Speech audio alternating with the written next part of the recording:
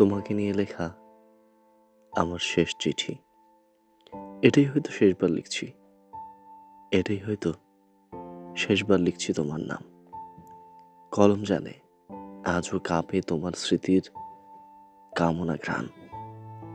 যে শব্দে একদিন ভালোবাসা ফুটেছিল, আজ সেই শব্দই নিঃশব্দ হয়ে যায়। চাঁদের আলোয় তোমার চোখের হাসি এখন কেবল অচেনা নীলের বিভাসী। তুমি আছো কিন্তু নেই। আমার প্রতিটি লাইনে কেবল তোমার অনুপস্থিতির ছায়া। ভালোবাসা ফুরোয় না, শুধু রূপ বদলায়। স্মৃতি হয়ে বেঁচে থাকে সময়ের বুকে।